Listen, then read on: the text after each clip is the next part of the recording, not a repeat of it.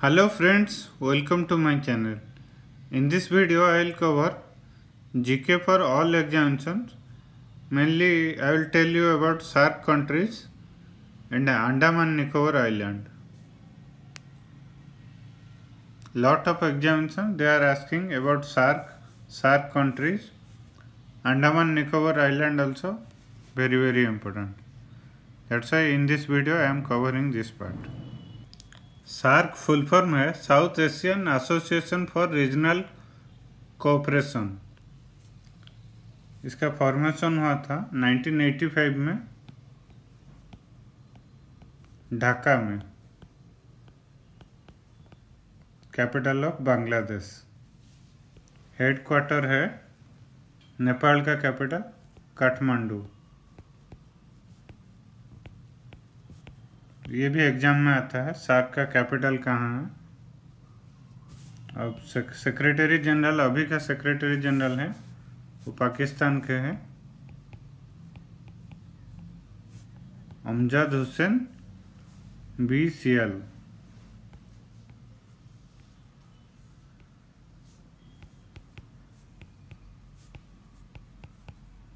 ये नाम भी आ सकता है एग्जाम में। ये पाकिस्तान के हैं। सार्क इनिशियली स्टार्ट किया गया था 7 मेंबर्स को लेके। लास्ट में 8th मेंबर ज्वाइन हुआ 2007 में। अफगानिस्तान ज्वाइन हुआ सार्क में। टोटल हो गए 8 मेंबर्स।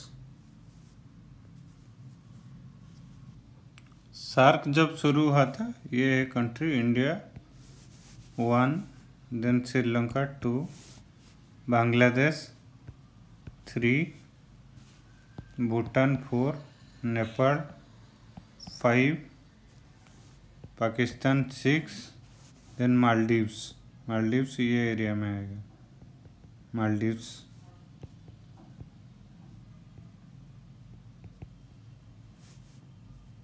ये है कंट्री 7th। लास्ट में 2007 में ये ऐड हुआ अफगानिस्तान। टोटल हो गया 8। एक बार भाईजैक स्टील का एग्जाम में भी आ चुका है। Which is not the member of SAARC countries. उसका आंसर था म्यांमार। ये कंट्री है म्यांमार।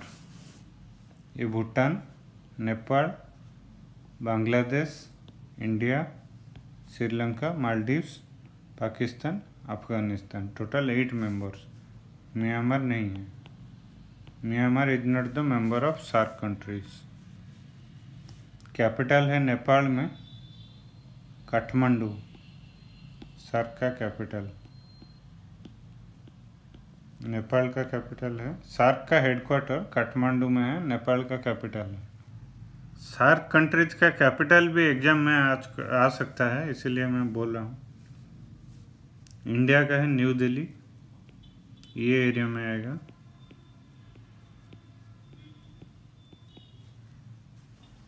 इंडिया का न्यू दिल्ली। देन अफगानिस्तान का काबुल है capital. Pakistan Islamabad. Nepal Kathmandu capital. This is also headquarter of SAARC countries.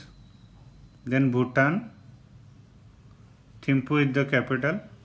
Dhaka Bangladesh का कैपिटल है। कोलंबो श्रीलंका का। मालदीव्स का माले। ये भी एग्जाम में आ सकता है। सार्क समिट्स वेरी इम्पोर्टेंट है। 18th समिट जो 2014 में हुआ था वो काठमांडू में हुआ था नेपाल में। देन 19th समिट ये पोस्टपोन हो गया। 19th समिट ये इसलिए ये इम्पोर्टेंट है। इस्लामाबाद में था 19th समिट पाकिस्तान में। 2016 में था। ये पोस्टपोन हो गया due to Uri terror attack. Uri में जो टेररिस्ट का अटैक हुआ था उसीलिए ये समिट बंद कर दिया गया। बॉयकॉट कर दिया सारे का सारा कंट्री ने, इसीलिए ये समिट पोस्टपोन हो गया। देन डीमोनेटाइजेशन भी एग्जाम में आ सकता है करंट अफेयर्स में। ये भी बहुत इम्पोर्टेंट है। ये डेट है 8 नवंबर 2016। Government of India announce the demonetisation of all RS 500 and RS 1000 bank notes of Mahatma Gandhi series। ये भी आपको याद रखना पड़ेगा, RS500 एंड RS1000, ये भी आ सकता है एग्जाम में। और डेट 8 नवंबर 2016, ये भी एग्जाम में आ सकता है। किसने अनाउंस किया था डीमोनेटाइजेशन? प्राइम मिनिस्टर नरेंद्र भाई Modi announced the demonetization in an unscheduled live television address at शाम को 8 बजे वो अनाउंस किए थे इंडियन स्टैंडर्ड टाइम ऑन 8 नवंबर 2016। जितने भी गांधी सीरीज वाले 500 और 1000 के नोट थे सबको बैन कर दिया गया था। नेक्स्ट है अंडमान एंड निकोबार आइलैंड्स, ये भी बहुत ही इम्पोर्टेंट है। ये है इंडिया,